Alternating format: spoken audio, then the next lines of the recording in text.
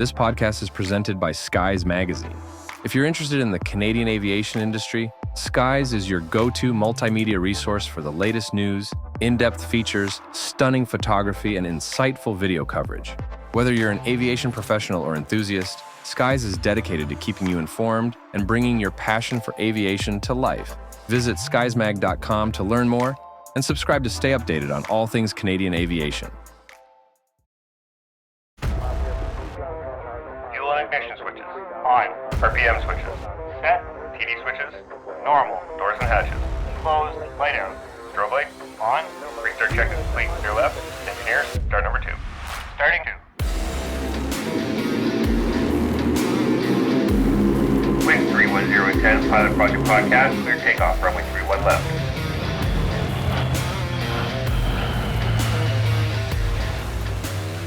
All right, we're ready for departure here at the Pilot Project Podcast, the best source for stories and advice from RCAF and mission aviation pilots, brought to you by Skies Magazine. I'm your host, Brian Morrison. With me today is retired fighter pilot Dan Alf McWilliams. Dan, welcome to the show, and thanks so much for being here. Thanks, Brian. I'm very happy to be here as well. Yeah, I'm really glad to have you. So before we begin, let's go over Dan's bio. Dan grew up in a military family. His father played a huge role in his eventual flying career. At age 14, having been forced to join Air Cadets, Dan flew in the backseat of a T-33 with his father flying in Cold War West Germany. That 20-minute flight, which included a touch and go in Lahr and a turning mock combat with a Luftwaffe F-4, sank the hook in Dan's cheek and made his career path crystal clear. He started an applied science degree at the Royal Military College in Kingston, Ontario in 1976, graduating in 1980. At the time, there were no delays in pilot training. His primary flight training, survival, and other preparation took place prior to RMC grad, and by summer of 1980, Lieutenant McWilliams was on his Tutor Wings course. Upon graduating, Dan really wanted to fly CF-104s in Germany like his father, but they were being retired, as were the Voodoos, as the new CF-18 Hornets were being phased in. Grudgingly, Dan accepted the relegation to a first tour as a qualified flying instructor at the Big Two in Moose Jaw. Coincidentally, his father was also assigned as a QFI for his last military posting, so over the next few years, Dan learned tremendous lessons from his father, along with the other experience associated with being a QFI. In hindsight, being a QFI and arriving in Cold Lake in 1985 for fighter training with 2,000 flying hours already in his back pocket was a tremendous help. During his training on the CF-5, wing spar cracks delayed his training, and he held over on the T-33 at base flight flying the vintage T-33 for 6 months, then completed the CF-5 and CF-18 courses. His first fighter tour was reopening 433 Squadron with 12 new Hornets. Many challenges ensued as everyone adapted to the new aircraft, learned how to hold NORAD alert, and also filled a new role as rapid reactor reinforcements in Central Europe. Dan ended up spending many weeks on exchange with 409 Squadron, a Canadian Hornet unit based in Baden-Solingen, where he had attended high school as a military dependent. 433 deployed everywhere, including Lahr, West Germany, Maple Flag in Cold Lake, Red Flag in Las Vegas, NORAD counter-narcotics alert in Greenwood, Nova Scotia, and many other tasks. Overall, he spent 10 years in Bagotville, flying with both 433 and 425 squadrons, and a stint in wing operations as an ops officer and simulator instructor. He was sent to the Gulf War in October 1990, spending 5 months in the Joint HQ in Bahrain. His stint in Bagotville was interrupted by a year-long posting to the Third Line Maintenance Facility in Mirabel, Quebec, where Dan flew test flights and ferry flights on CF-18s coming out for major maintenance and advised on CF-18 software upgrades for the aircraft and simulators. He also dealt with airframe fatigue life management and was the OPI for the CF-18 aircraft operating instructions. At 20 years of service, Major McWilliams retired, getting a civilian job as a supervisor for CF-18 software engineers in Mirabel with CAE Electronics. He was soon asked to work as a test pilot at CAE's main plant in Montreal, working on projects including a MiG-29 with artificial intelligence adversaries and the NATO flying training in Canada simulators, all 5 simulators from design through to installation testing. Dan then moved on to instruct and fly on the Challenger 604 with Bombardier in Montreal, then was lead subject matter expert on the upgraded CF-18 simulator project. He moved back to Bagotville, this time as the civilian manager of the Mission Training Center in Bagotville. To cap off his career, he downshifted to work as a classroom instructor at Quebec's Provincial Aviation College, CQFA. There he taught young pilot trainees in French. After retirement in 2019, Dan was asked to come back part-time conducting distance learning at CQFA while living 450 kilometers away near Montreal, where he and his wife Francine, of 35 years, live near their children and first grandchild. Today, we're going to talk about Dan's book, Tutor Tales, starting with his time as a student and then his time instructing on the tutor. So, before we really get into things, what made you want to write a book about your flying experiences? I'd always wanted to write a book. For the longest time, I thought maybe I'd like to write fiction, but I can't come up with any really good plot ideas. So I've kind of shelved that idea. I'm a bit of a nerd. Full disclosure, I build model airplanes, and so I would post them online. And as part of the posting of model aircraft, I would tell little stories here and there on the websites about, oh, this particular aircraft and what happened here, and a little anecdote there. Somebody said, you really should write a book. So the pandemic hit, and I thought, why not? So I wrote a book, and it turned out huge. It was like way, way, way too long to be one book. So I chopped it in two. And so the first one became Tutor Tales, and I've got a second one called Supersonic Stories. So that's what the reason was. It was mainly because people seemed to enjoy the stories, and I thought, let's do it. That's awesome. And I guess the other cool part of that is it kind of leaves a legacy for your kids and your grandkids as well. Oh, that was definitely part of it. I wanted to be able to explain this stuff to them. And the big thing that I did with the books was I really tried to make it approachable. I tried to make it so that enthusiasts and people who had no clue about aviation could read it and go, oh, that's what it's really like, because I wanted to put the reader in the cockpit. Yeah, and I think you did a great job of that as well. Thank you. What did you find was the most challenging part of writing these books? Most challenging, actually, was reducing the number of words and chopping it down to something more concise. But at the same time, I've always, as a teacher for basically my entire life, I've always worked at trying to make things simple, short, concise, and understandable. I don't like long run-on sentences, huge paragraphs. You just lose the reader if you do that. So I worked hard on making it concise. So that must have been quite an editing process.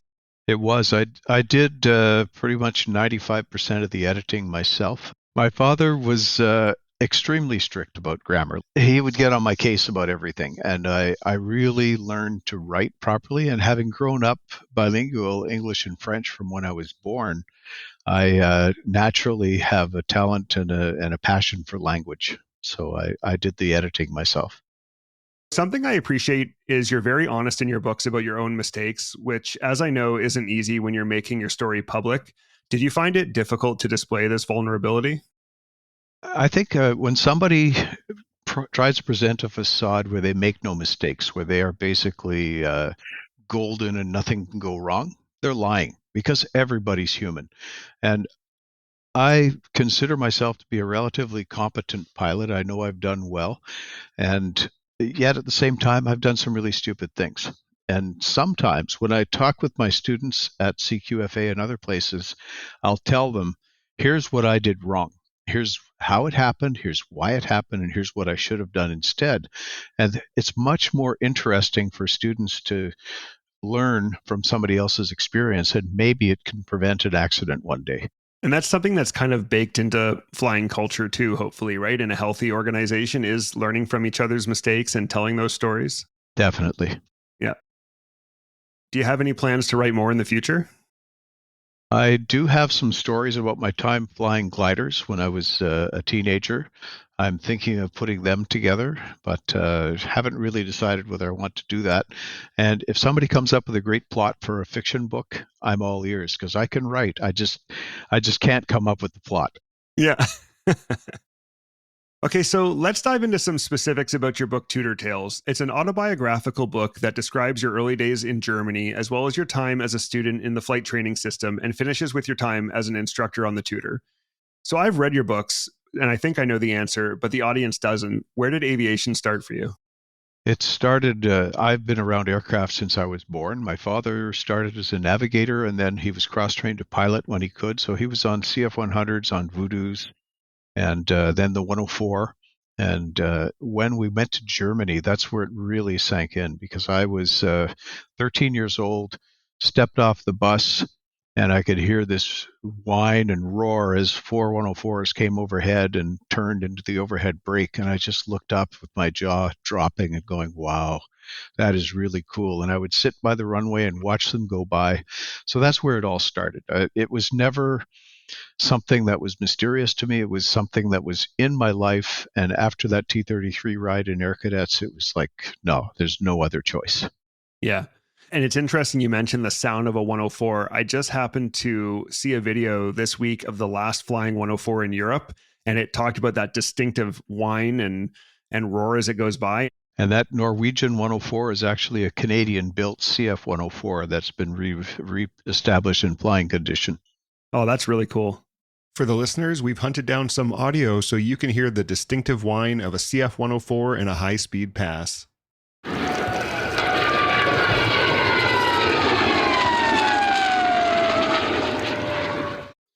So what was it like living in Germany as a teenager?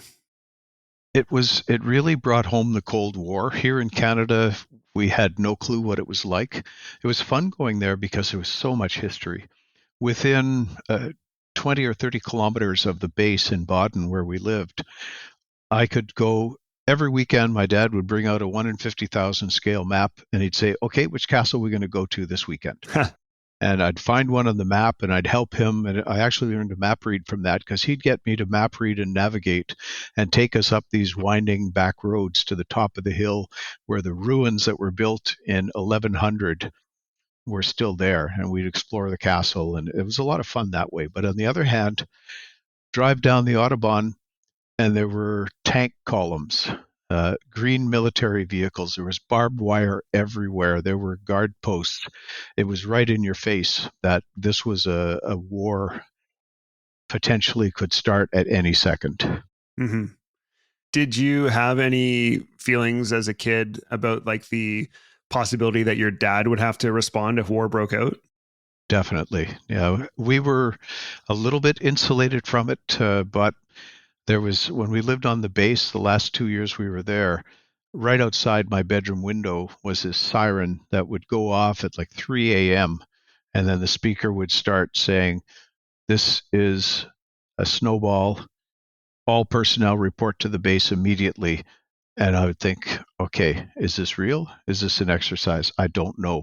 And unbeknownst to me, some of the dependents, the mothers, the children, were planning to drive to Switzerland if war ever broke out so that they would be protected and safe during a war in Central Europe. Wow, that's crazy to think of having to have those kinds of contingencies in place. That's wild. Yeah. So we've touched on this a bit, but can you tell us the story of your first flight in a fighter jet? That was so cool. I remember it like it was yesterday. I'm in this oversized flight suit. It's a hot July day. The sun's beating down, but of course in Germany at the time there's a lot of pollution, so it's really hazy. And it's strapped into the aircraft, and I'm sitting there feeling really claustrophobic in the back of this jet. Dad comes up the ladder, looks at me, says, "Are you okay?" Gives me the thumbs up. I said, "Yep, fine, Dad." And I realize he can't hear me because I have this mask on my face. And so he says, "Just nod," and I nodded, and okay. He started up. We taxied out. The run down the runway. I'd been in the 707 to get to and from Germany, and so I was used to acceleration, but this was like, ooh, this thing accelerates really well. And we got airborne, and then it's just this pure feel of power and freedom. And all of a sudden, I was just looking around, and all I can see is beautiful German countryside, and I could spot my house and the Rhine River, the Black Forest next to us, and it was just surreal. It's an experience that I never expected. It was way better than I thought it would be. Yeah, that sounds transformative. And it's so cool that you got to do that with your dad as well. Yeah, there was another guy that same day who flew with his father. There were 6 of us total, 2 of which had 104 and T-33 pilot fathers. Wow. So that flight inspired you to be a fighter pilot, but the odds were against you. Can you explain what the chances were at the time of getting to be a fighter pilot? Well, the short answer is less than 1%. And the numbers were about every year. And my dad explained this to me because on the drive back from there, I said, I really want to do this. And he got his pipe out and, sat down and said, you'll probably never make it. He said, you'll apply. You'll be one of 3,500 people who apply every year. You'll probably get rejected because half of them get rejected for medical reasons. And then you go to your selection, and you'll probably not be selected because only 450 out of the 1,700 are then fit pilot. Out of that 450, a bunch fail out in basic training on basic officer training. And then you'll get to the primary flying school on the Musketeer, the little propeller airplane, and you'll probably fail the course because 50% of the people fail that course. So now you get to Moose Jaw. If you get to Moose Jaw, there are 175 students who graduate each year with your wings, and out of those 175, only 25 or so go fighters each year. So he said, your chances are pretty much nil, so you better go to school and get a real job. So 25 out of 3,500 each year managed to become fighter pilots. That's the numbers at the time. That's wild. So you were undaunted by this, or at least undaunted enough to press on, and you attended Royal Military College, or RMC, in 1976. What was it like back then to be a recruit and then a first-year cadet? I hated it. I absolutely hated military college. First of all, there were no women, so that was terrible. And I'd skipped a couple of years through school, so I was 2 years younger than everybody else. So I was already a bit of a nerd, and it was not a lot of fun. And the other thing is, having had my mind or my attitude poisoned by being a military dependent on a frontline fighter base, I'd seen what people were like. I'd seen what the real military was like, and it was nothing like a military college. Absolutely nothing. Mm-hmm. And I just I've rebelled against it a little bit, but my dad had also told me, zip it, listen, do what they say, and you'll get through it. Yeah, play the game, right? Exactly. Yeah. And that's honestly solid advice still to anyone who is interested in being an Air Force pilot. You're still going to have to go through basic officer training, which is essentially run as if you're all going into the Army. They're going to throw a lot of artificial stress at you with yelling and all kinds of crazy demands of your time and effort. And you have to keep that in your head the whole time. Like, hey, when you get out of basic training, you get to the Air Force world, and especially once you get to the pilot world, it's going to be nothing like that. Oh, it was such a different thing. And even the training world in the Air Force was far more human and normal, except in places where they were basically treating it like a selection process, where you were assumed guilty, you can't make it.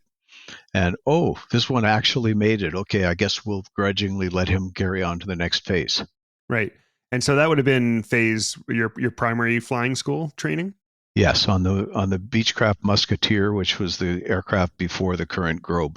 Okay, so speaking of that, you attended primary flying school in July 1978. Something I think trainees can really learn from you is you used a great deal of visualization and what we refer to as chair flying on this course. Can you explain your process and why you used it?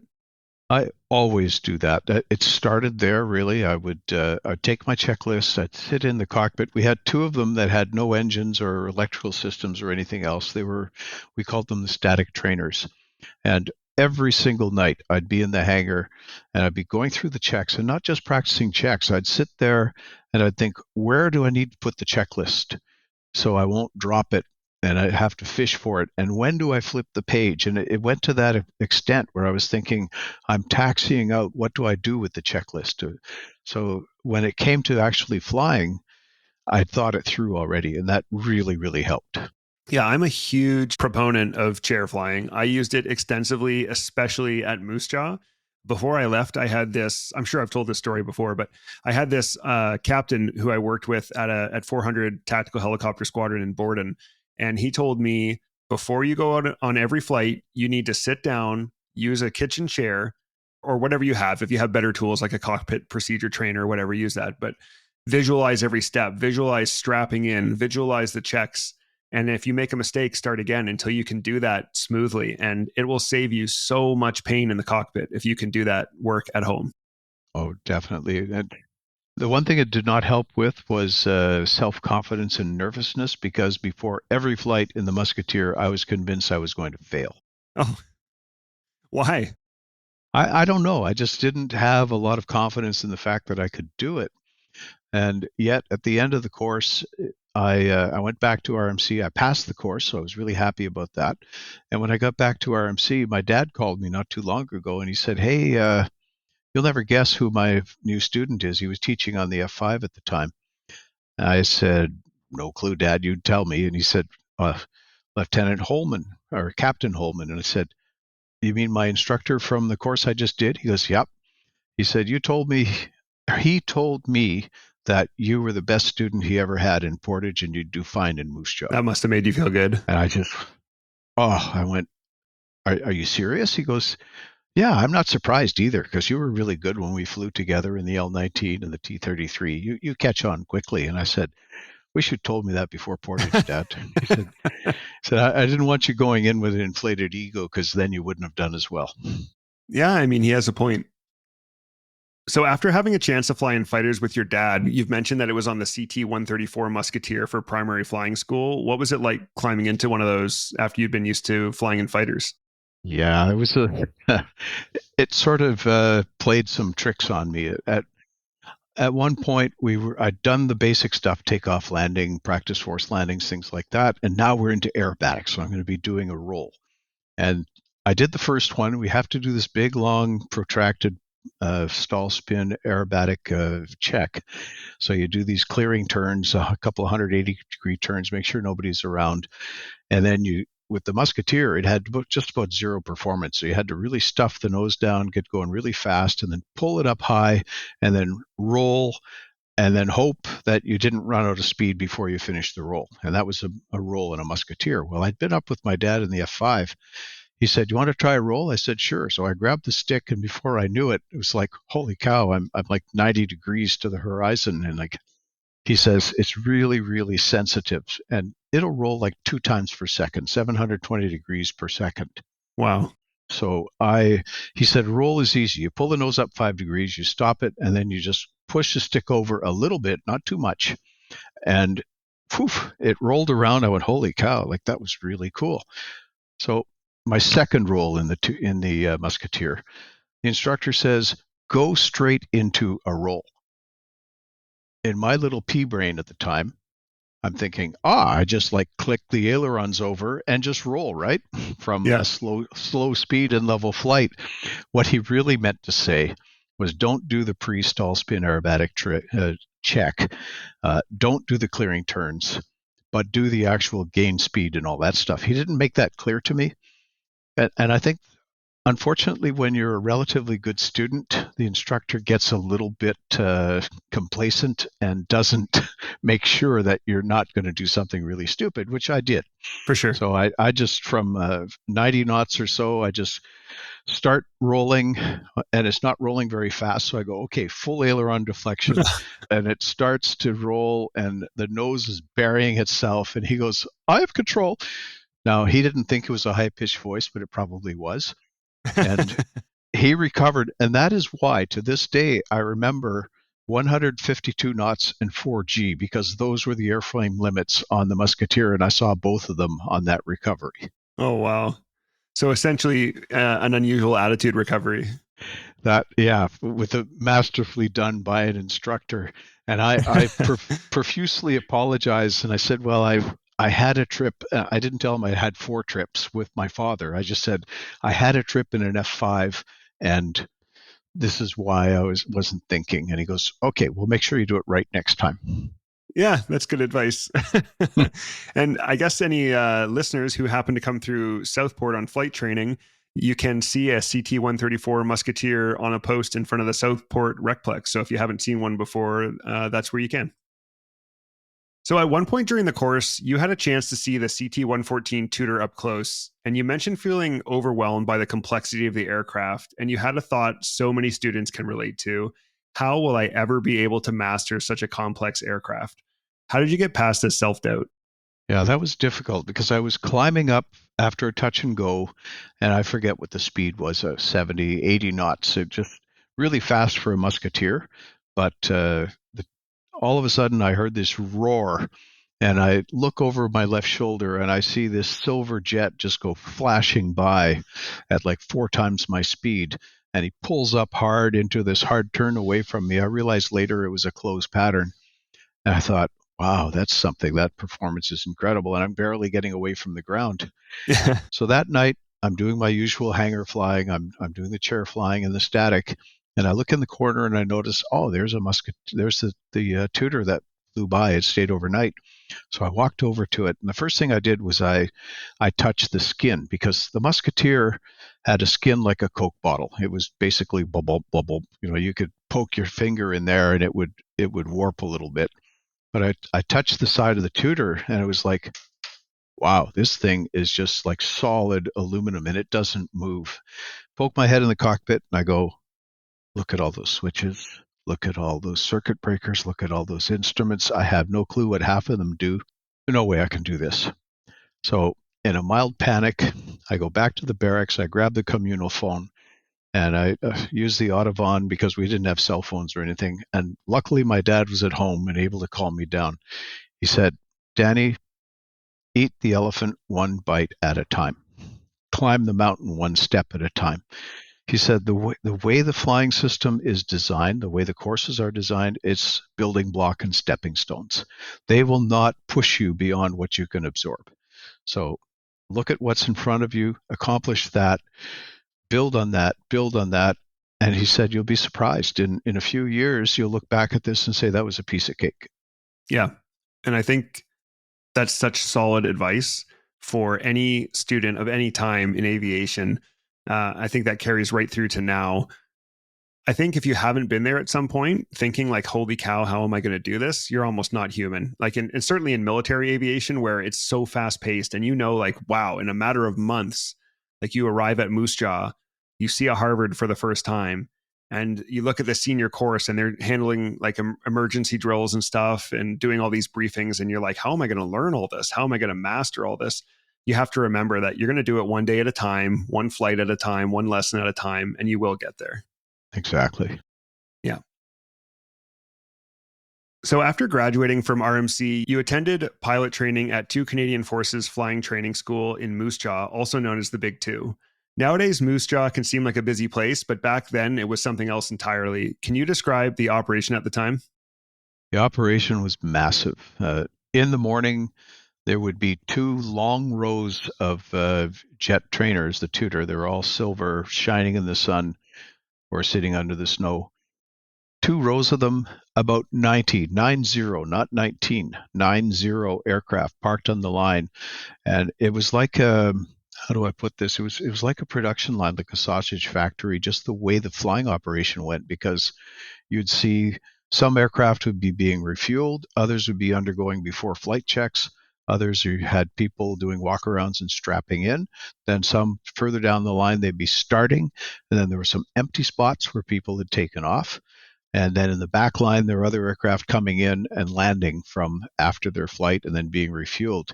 At any one time, you'd have between 10 and 30 aircraft airborne at the time. That's crazy. We had when I look at the numbers for NFTC, they're tiny compared to what we had. We also had between 175 and 200 students at any one time on course. We had 110 instructors.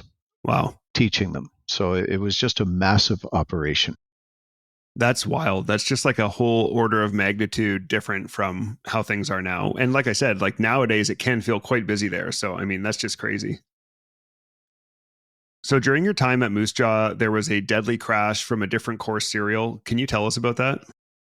This happened, actually it was just before I arrived. And I walked one day, somebody had told me about it because it was a senior from RMC who graduated a year before I did. He was doing a navigation trip, a low-level navigation trip, and he did what's called C-FIT, so controlled flight into terrain. He was distracted. We don't know what it was, apparently, maybe a battery overheat or something like that. And he just slowly flew into the ground. The aircraft was destroyed and he died. Walking towards the flight line from the barracks, there was this fenced off area, and I looked through the fence, and somebody had reverently pointed out and said, "That's the wreckage from the crash." Wow. And it was just twisted bits of aluminum, and I thought, wow, that is something. It was physical evidence of how a little bit of distraction can be quite deadly in this business. No kidding. Did you find that affected the way you approached your own flight training? No, because I was invincible. I wasn't even 25 yet. That's where your frontal lobe develops fully. So I basically, yeah, okay, good. That'll happen to me next. Yeah. And I think that's something that a lot of pilots can relate to as they get past that age and look back and think back to some of their cavalier attitudes when they first started out. Exactly. Yeah. What did you find was the biggest challenge as you began your training on the Tutor? What seemed so simple on the ground turned into a huge effort in flight. For example, calculating what percentage of power I needed to change my airspeed by a certain number of knots. And the instructor gave me a little clue for how to do it. And I thought, this is dirt simple. Why is he even telling me this simplification? So here I am on flight number 2 in the Tutor, trying to fly straight and level. And then, I have to change my airspeed. So I go, okay, 30 knots. All right, that means I need to go to full power. So I'm struggling the trim and everything, and the airplane's bobbling around, and I'm trying to hold the heading. And this is clear blue sky. I'm looking outside, but I'm having a heck of a time keeping the thing straight and level. So I go full power, and I'm 5 knots before the speed. So I pull the power back, and the instructor just starts laughing. He said, "You forgot what power to pull it back to." And I said, "You're right."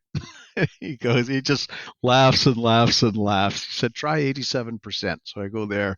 Magically, it worked out.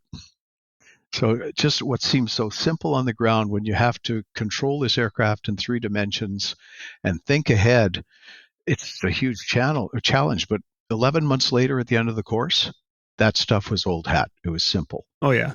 Second nature by that point. Mm-hmm. And that whole experience is like a classic example of what pilots call a helmet fire, right? Yes.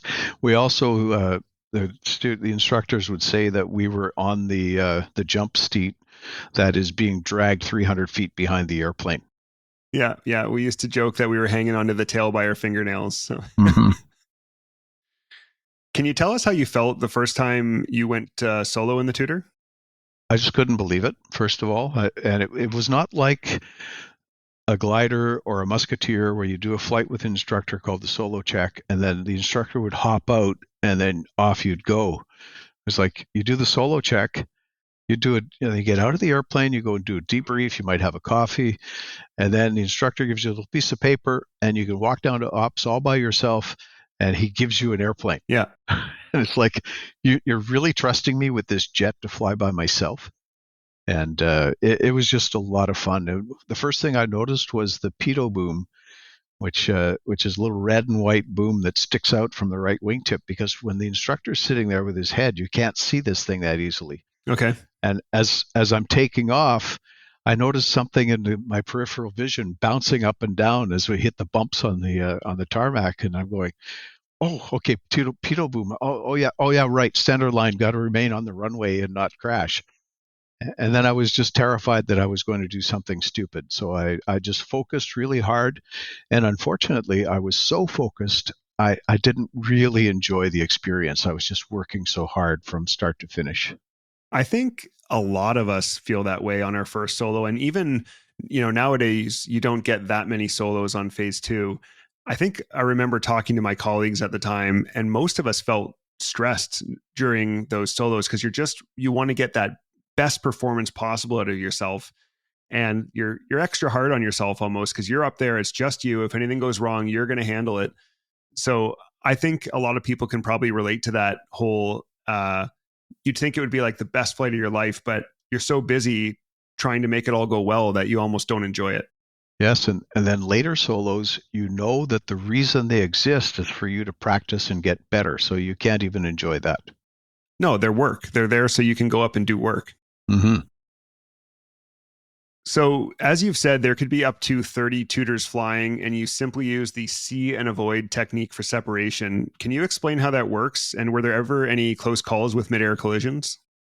The big sky principle. That's right. Yeah, we didn't have any assigned airspace or anything else. You just fly out beyond 20 miles south, and you'd be around 12,000, 15,000 feet. You just do aerobatics, and before each aerobatic sequence, you do a couple 90-degree turns and have a good look around.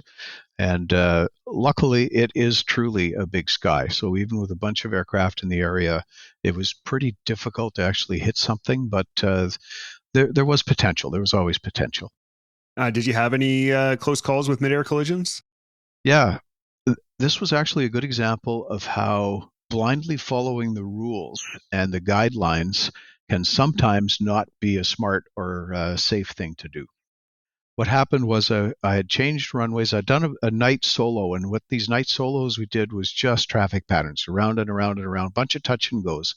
And I looked at my fuel quantity, and I had just enough to go change runways, do one more traffic pattern, and then land.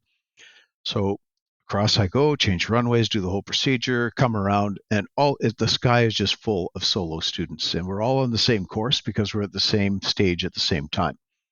So I get to initial, which is 3 miles from the runway at about 1,000 feet above ground, and what I'm supposed to do is do a 180-degree turn, go straight for just a little bit, a quarter mile or so, and then another descending turn and land. Well, as I got around, the tower said, okay, too much traffic, you have to do a low approach, you can't land. So I go, oh no. And I look at my fuel quantity, and it's really low now. Well, not super low, but if I do another full traffic pattern, I'm thinking I'm going to be too low. I'm going to be below minimum fuel, and I'm going to get in trouble. Yeah. I also knew that I was not allowed to do an abbreviated one called a closed pattern because it was night and I was a solo student. So, oh boy. So what I did was I cut the corners. I flew the traffic pattern, but really, really tight. And when I came across towards initial, I was in so tight that I was actually cutting across where the normal pattern would be to start the descending turn. And I'm focused on my fuel quantity, looking around for traffic, but I wasn't looking like just to my right, very close by. And all of a sudden, there's this flashing red anti-collision light that goes right over top of me. And I look up and I can see the landing gear hanging from his aircraft as he goes by, maybe about 2 meters or 10 feet right above me. Wow. And it was really, really close. How scary was that? Very, but no, I did not have to change my underwear. So about 2/3 of the way through your course, you had to decide if you would keep trying for jets or ask for helicopters. You really wanted jets, but had been told that with the Voodoo and the Starfighter standing down, chances of getting fighters were next to nil. What made you keep pushing for a chance to fly fighters? That was a very, very difficult decision because tactical helicopters at 140 out of 200 hours, that was the point where the helicopter people would be split off. I almost did it because that looked like a lot of fun. It was also a single pilot operation, and that appealed to me. I thought, I'm going to be the one controlling the aircraft. I'm not going to be the first officer being told what to do. I'm going to be in charge of the aircraft. However, I didn't want to work with the ARMY. If you talk about them that way, they don't know you're talking about them. And I didn't want to live in the field and in a tent, and I had no interest in what the Army did. So I said, nah, I'm going to stick it out. And I thought, I've made it this far. I've beaten the odds so far. Let's go for it. And it was just as simple as that. You thought, I'm going to stick to my guns and keep pushing for fast jet. Yes. Many applicants and students now are facing delays in achieving their dreams. What advice would you give to them? That's tough. I had a former student from CQFA who went all the way through RMC. She graduated around 2022, and she was told it'll be 24 to 28 months. She made the personal decision because she already had a commercial pilot's license. She decided to pay tens of thousands of dollars to pay her way out of the military, and she's flying now as a first officer for a northern airline. And I've asked her, so how do you feel about that now? She says, I'm really happy I made the right decision. It's a very personal thing. I've talked to people at the museum in Bagotville, for example, and I see, okay, you're a second lieutenant, you don't have wings, you're working OJT at the museum, greeting the public. you must be waiting for your course in a couple months. He said, no, it's going to be 2 years. I said, you're kidding me. It's really unfortunate that it takes that long because some really, really good and qualified people are getting discouraged. Mm-hmm. And yet this particular guy I spoke with said, no, I really want this. I'm going to stick it out and I'll learn whatever I can in the meantime. And I think that's the secret.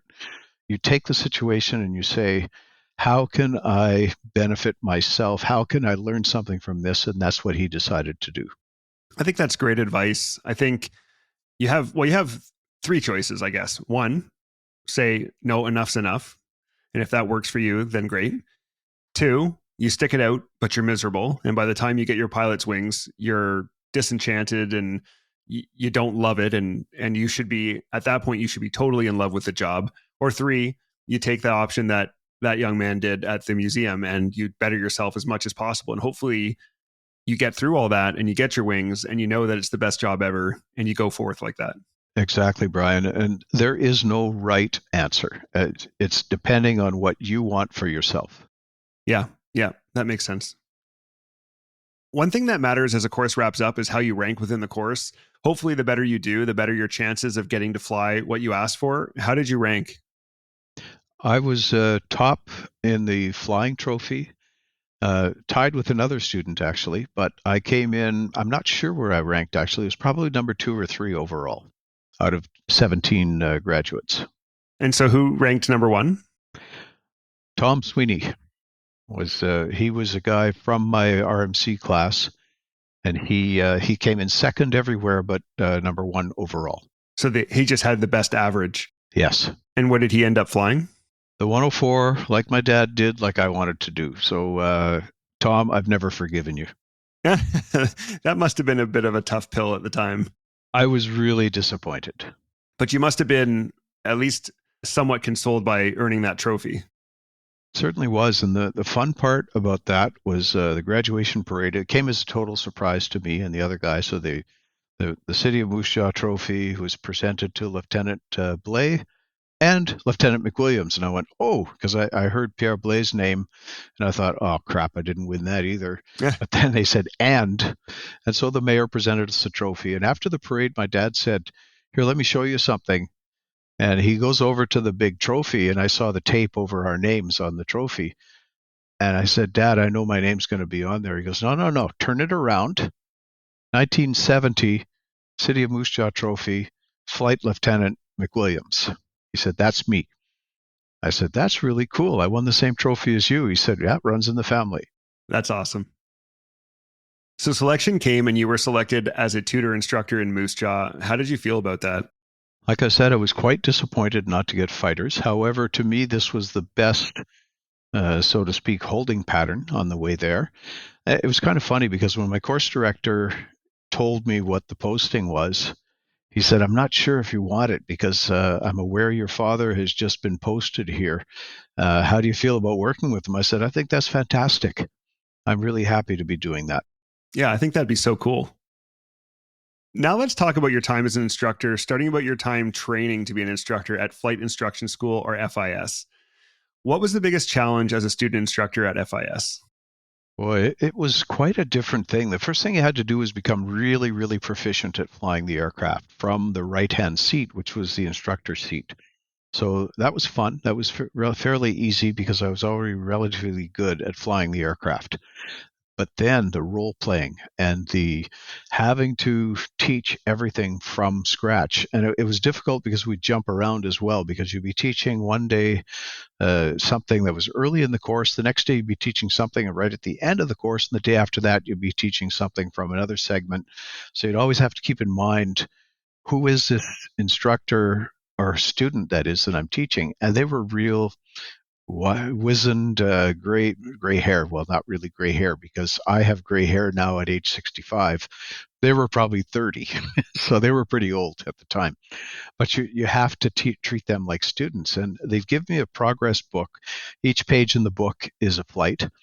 And I'd leaf through this book, and I went up to Mel Warren, who's one of the senior instructors at the time. I said, Mel, for tomorrow's flight, you're this student, right? And he looks at it and says, yep. I said, this can't be. this can't be a real student. I mean, look, there's red everywhere, red ticks, red corners. This student never made the course, and they'd taken real student progress books and blackened out the names. Okay. And we used these. And I said, this can't be real. He chuckled and said, that's what a normal student is like. He said, you jerks that won the flying trophy have no clue just what real students are like. And then he just smirked at me. Yeah, no idea what the normal struggles are of an average student, I guess. And I learned as an instructor on the line, it's like, oh, okay, these people really do need some coaching and some teaching. During FIS, as you've said, your instructor pretends to be your student. What is the craziest stunt an instructor pulled on you as a pretend student? Well, this same guy, Mel Warren, we're practicing. I'm showing him engine failures in the traffic pattern. So what you do, fly downwind about 3 or 4 miles from the runway, 240 knots, and engine failure. You pull the nose up, zoom a little bit to gain altitude and drop the speed back to 130, which was the best glide speed, and then gently turn towards the airfield and fly a gliding pattern to touch down in the runway. So, and the pattern was actually designed so that you could do that from almost any point within the pattern. So the other thing you learn from FIS is that when you demonstrate something, if you make a mistake, there's a good chance the student is going to make the same mistake. Right. So what I did was I pulled the nose up, and I realized I'd pulled it up a little bit too high. So I said, I'm demonstrating and talking, and Mel's just watching. I was like, okay, sir. And he's like playing the nervous little student. Pull the nose up. I say, okay, Mel, I've gone up a little bit too steep. So I'm just going to overbank slightly. And I went to about 90 degrees of bank. So I said, let the nose fall through the horizon. And then, okay, now I'm on profile back to 30 degrees of bank and do this. He goes, okay, sir. I'm not sure I can do this, sir. So we get downwind. I've given him control. I pull back the throttle to 65%, put the speed brakes out, and say, okay, Mel, simulated engine failure. He pulls 4 or 5G, and we're pointing almost straight up. He goes, oh, sorry, sir, I made the same mistake as you. And he looks over at me with I may have sworn at him at that point, but not at the simulated student, but at Mel, pointing out my error. And then he rolled the aircraft inverted. So we're upside down. We're about 2,500, 3,000 feet above ground. Also, we were flying an aircraft that had external tanks, which was not normal for that type of lesson. So a lot more drag than usual and a bit heavier. We're upside down, and he goes, okay, engine failure checklist, throttle off. So he shuts the engine off for real. So we're upside down, the stick is shaking, and the whole airframe is shuddering. We're stalled. And all I see on top of us is ground, and the engine is winding down to nothing. Oh my gosh. So I said, I have control, and I rolled us into a gentle turn, got the nose, and we're down to about 80 knots or something like that. We're supposed to be at 130 for gliding. So I put the nose down, regain flying speed, very light on the controls so we don't stall anymore or do an incipient spin and die. I mashed the top of the throttle on the air start button, and I start talking to Tower and saying, okay, instead of a touch and go, this will be it. And then Mel sort of like taps me on the arm and says, no, Dan, let's do a touch and go. So, okay. So the engine's slowly winding up, and by the time we got to established on final, we'd hit idle RPM, and I just slowly advanced the throttle. Okay, it's responding, the engine's working, so we did a touch and go. And afterwards he explained, I'm a maintenance test pilot, I do this all the time, so the engine's fine. Wow. Okay. So, and then afterwards he said, I said, Mel, this doesn't make any sense. A student wouldn't do that. And he just grins at me and says, wait for it. And sure enough, one of my best friends, Lee Obst, was doing his very first student mission. He was 1,000 feet low, wasn't able to make the runway gliding, and the student shut the engine off for real. Oh, wow. So, okay. So did they make it in? They did, because what Lee did was he relit the engine. He told the student, don't put the gear down yet. and they just gently flew around, and he overshot the runway because he was being very, very gentle, wanting to stretch the glide as far as possible. They did a low approach and just got engine power back before they made it. Wow. So we learned. So that kind of stuff is really happening from students. It really did, and we learned at that point when it's time for something like that, you take your hand and you park it in the throttle quadrant and you prevent it from moving physically beyond a certain point. Yep. Aviation can be a dangerous business, and you experienced that firsthand on FIS. Can you tell us about that? Yeah, that's unfortunately very true. When I was in Portage, I had finished up early on a Friday, gone into Winnipeg with a couple friends, watched a movie, went out, had a good time, drove back to Portage, stayed overnight. The next morning, I walk to the mess. And as I'm walking to the mess, I notice the Canadian flag in front of the mess is flying at half staff.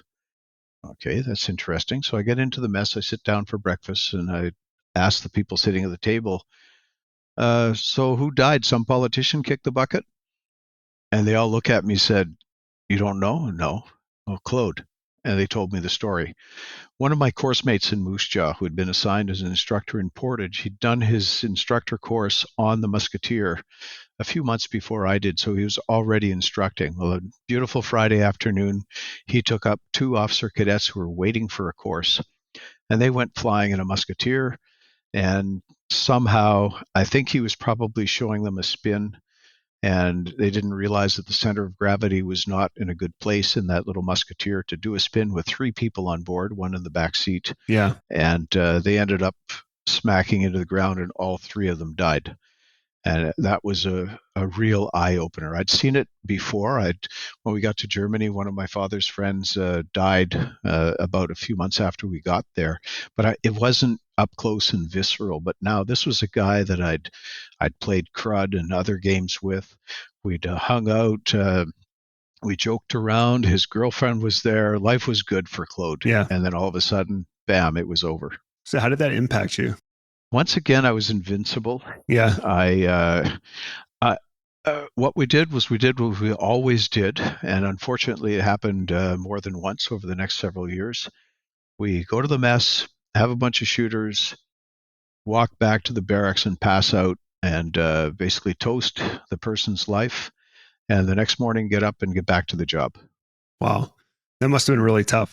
It was, because you have to, of course, at the same time, you talked earlier, Brian, about the way that the military works in the flying community. You learn from it. What happened? Yep. Why did it happen? How can we prevent that so that we don't become the next statistic? And you mourn them in your own way, but you have to move on. You have no choice. Yeah, and unfortunately, we still run into that every now and then in this business, right? It sounds hard to say it, but it's the nature of the business in aviation that accidents happen from time to time, and people pass away, and you have to find a way to process it and keep doing the job. Yes, and I believe that maybe nowadays there are more resources available for people in the military. Yes, definitely. Back in the day, it was suck it up, buttercup, move on. Yeah, which must have been really hard. It was, yeah. So after you completed FIS, did you feel like you were well prepared for hitting the flight line with real students? I guess I thought I was, but I probably wasn't. And what I did was I approached things very, very systematically. I did it just like a Phase 2 FIS mission. Look at the prog book, look at the instructor's guide, do the briefing. But I think months and months later, I realized that I was pretty lucky, because what they do is they give you really good students at first. They give you students in Moose Jaw. It was easier because they had a track record from Portage. Yeah.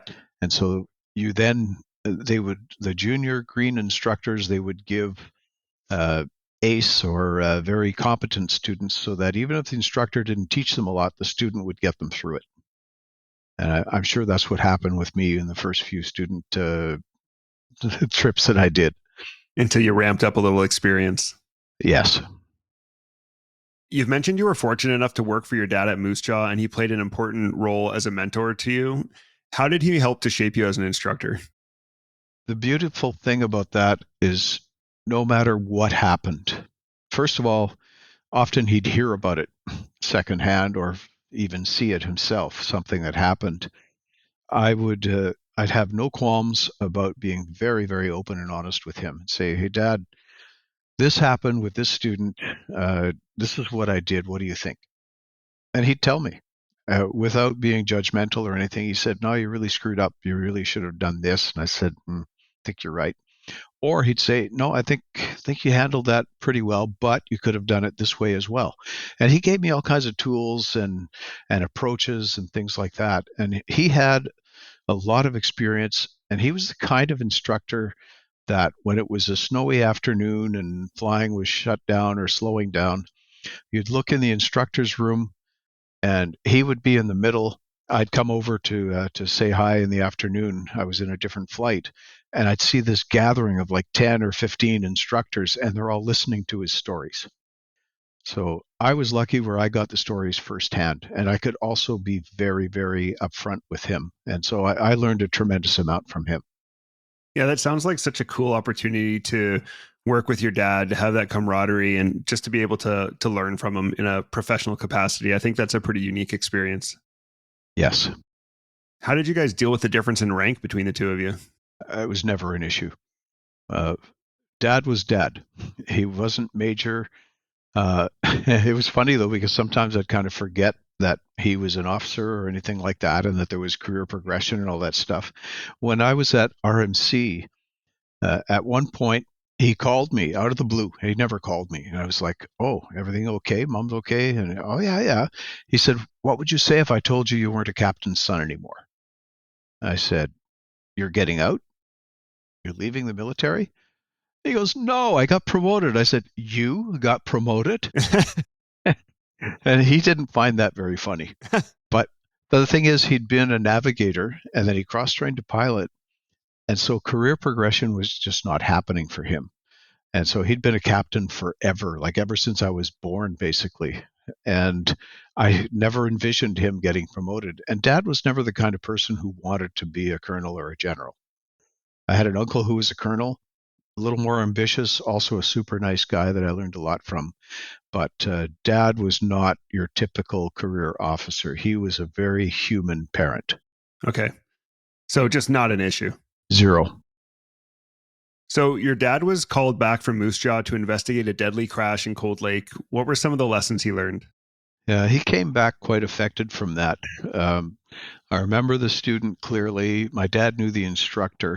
It was a two-seat F5. They're doing a flapless approach, and the student had forgotten something to open up the doors that give extra air to the intakes of the engines. What happened was one of the engines was starved for air. There was a tiny bit of side slip. They were flapless, meaning that the aircraft was basically on the edge of the stall on the approach anyway. And as the student advanced the throttles, one of the engines died. The compressor stalled and died. So the aircraft rolled over onto its back and went bam down into the infield in between the two runways, and both people died. Dad told me a lot about what happened there. He said that one of the cause factors that he identified was the lack of adequate training for instructors on operational aircraft. He said that when he did his flying instructor's course on the F5 just a few years prior, it was basically, okay, you can fly the jet. All right.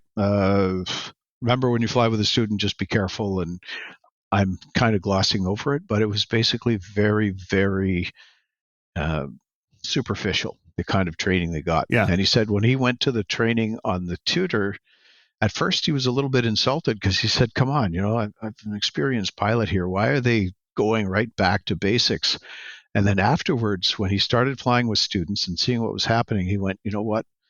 Way better training as a QFI in Portage and Moose Jaw than an operational instructor on an operational aircraft." And that was one of the big reasons, because people did not treat things seriously. And he told me a couple of stories from his own experience on the F5 where he took control, didn't think he had to, he just wanted to be dramatic. And if he hadn't, they would have died. Oh, wow. So just a way higher quality of flight instructor training at Moose Jaw and at Portage. Exactly. The legacy of the British Commonwealth Air Training Plan has lived on, and the way people are taught to be instructors is second to none. I've seen people teach in the civilian world, and it's nowhere near as good as the military system with QFIs. Oh, it's totally different worlds. Can you tell us a favorite story or two from your early days on the flight line as an instructor? Yeah, early on, I learned a little bit from FIS how to be careful with students, so I was not that surprised.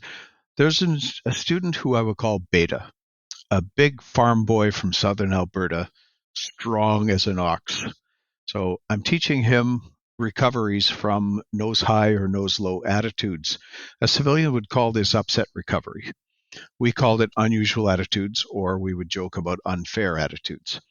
So I gave him one nose high, and what you're supposed to do is go full power, put in the speed brakes, and then gently roll to the horizon, let the nose fall till you regain speed, and then recover. Right. What does he do? He does the opposite.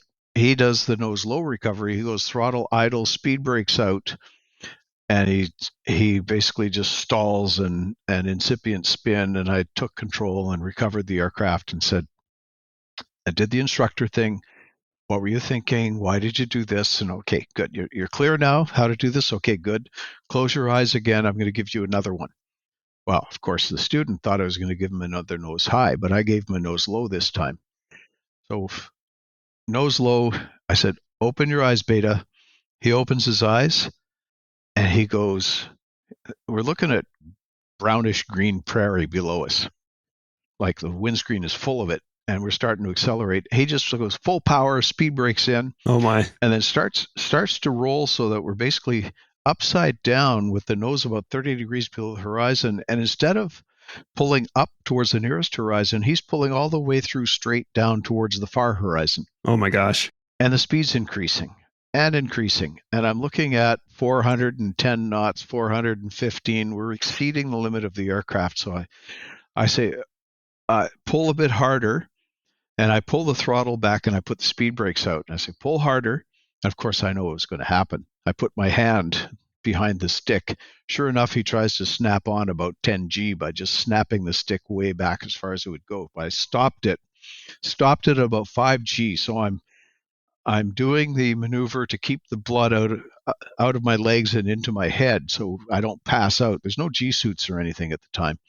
So I'm struggling to stay focused. I'm getting a bit of tunnel vision and I'm holding it so it's 5 or 6G.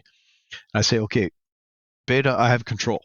So I grab the stick and I start trying to pull and nothing's happening because it's just blocked. It's like a brick is holding it in place. So I say, I have control. And he's not saying anything. And all of a sudden, all the dirt and the bugs and everything on the floor are flying up and plastered against the canopy. And instead of pulling back up towards the horizon, we're now going straight down again and headed for the dirt. And now we've started at 15,000 feet. We are now at about 6,000 feet and going almost straight down. Wow. So I say, I have control. And I start pulling on the stick and I look over and he's got both arms straight out in front of him. And he's holding the stick with two hands as far forward as he can get it. And we're like at minus 1G. So the only time I ever did this, I reach over and I hit him. I just smacked him across the chest with the back of my hand. And he goes, oh, and he lets go of the stick. And I pull out with 7G and we avoid the ground by a couple thousand feet and almost overspeed the aircraft. And it's like, what were you thinking? What I did was I said, okay, just sit there, enjoy the flight back. I'm just going to take you back to base and we're going to land. The flight is over. Yeah, no kidding. And he lasted probably another 2 weeks and then he was gone. But I didn't know what was going on in his head. It was very, very scary. And that was within the first 6 months of me starting to teach. So was he trying to pile you guys in or like what was he trying to do? He told me he was trying to stop me from overstressing the aircraft because he was afraid I would overstress it. Oh, that's a very interesting response. Yeah. And I kind of thought, well, judgment, not present. Yeah, no kidding. The Tutor was an excellent aircraft to teach in. And when you talk about the Harvard or the Hawk, they are tandem seats. So you have the instructor sitting in the back and the student in the front, which is great for the student when it comes to doing turns because the sight picture is pretty much the same left and right. Whereas in the tutor with an aircraft that's side by side, the horizon cuts everything at a different angle. So it's a little more difficult for the student pilot and even for the instructor because you have to adapt a little bit. Steep turns, 60 degrees of bank. That was our regular turn in the traffic pattern. So it was basically our bread and butter. So I have this young woman I'm teaching. Her name is Bernie. She's really, really good in the first 10 seconds of the turn, roughly. But then she goes up and down like a yo-yo, like gaining and losing 500 or 600 feet. And the standard is around 100 feet. Yeah. Plus or minus. So she does one, and I go, boy, this is weird. Why is she doing that? So we roll out, and I say, Bernie, put your visors up. So she puts up her dark visor. I say, let's do another turn. And I watch her eyes. And that's one thing I could do because we were side by side. I watch her eyes. Okay, now I know what she's doing. So as she's in the turn and we're starting to do the yo-yo thing, I take my hand and I cover up one of her instruments. And she goes, oh, sir, I need that. I need that. And I said, no, you don't. I said, that's the last one you want to look at. So I explained to her that this was the vertical speed indicator and that it has a lag of 7 seconds. Right. So if you're going down and then you turn it around to go back up, it'll take 7 seconds before it registers. She said, but I need to be precise. I'm using that to be precise. I said, nah, that's exactly the wrong thing to do. But then after that, her steep turns were just really, really good. So without that kind of and that's one thing that I'd learned from just listening to other instructors talk, look to see where the student's looking, what they're doing, try and figure out what they're thinking, and then maybe you can help them. Yeah, that's the advantage of any of these multi-crew aircraft or the tutor, any of these aircraft where you sit side by side, right? Like what the other person's doing. Yes. And yeah, you mentioned the VSI. It's basically only useful in a steady climb or a steady descent for seeing your rate, right? It's the main thing is you want to use it for doing an instrument approach or something like that, where you need to set a certain descent rate to make sure that you have so many miles per 1,000 feet on the proper glide path. Yeah, exactly. So what is the wildest incident you saw happen in Moose Jaw during your time as an instructor? So one fine afternoon, very, very busy, both traffic patterns. And there's a student taking off, a Dutch student. So already he has a little bit of an accent when he's talking on the radio. He's waiting and waiting. It's a hot day, so his canopy is sort of open, close. And then, okay, now he gets cleared to take off. So off he goes down the runway. His canopy was not closed when he took off. So as soon as he gains some flying speed, the canopy rips off and departs the aircraft. So now he's flying a convertible. Wow. And he's accelerating because he's a young student. He doesn't know that maybe you shouldn't fly so fast when this happens because he's being buffeted around, but he's accelerated up to 240 knots, the normal approach or traffic pattern speed. And he's trying to tell the tower that he's lost his canopy. He's lost my canopy. And of course, a little bit of an accent and a lot of wind noise in the background.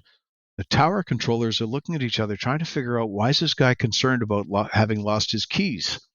He's lost his keys. And then one of them gets out the binoculars and goes, oh, look, he doesn't have a canopy. Okay, so the student flies around and everybody's focused on him. They've deployed the fire trucks to the inner runway, waiting for him to come around. And the student, at least he's smart enough to decide maybe he should land. And so he does an overhead brake instead of a straight in, which would have been smarter. So everybody's focused on this guy. Spoiler alert, he survives. He lands and he's okay. And the fire trucks follow him down the runway. However, meanwhile, on the other runway, a solo student does a touch and go. And his bird comes in the intake and destroys his engine just after he gets airborne. So he's full power, the gear is cycled up, the flaps are coming up. He hits a bird and then poof, no more engine. So he loses speed. nowhere else to go but straight ahead. So he gently did a masterful job of it, puts it on the belly and skids to a stop, sparks flying everywhere on the outer runway, and comes to a stop sort of 3/4 of the way down the runway. But everybody's focused on the inner runway.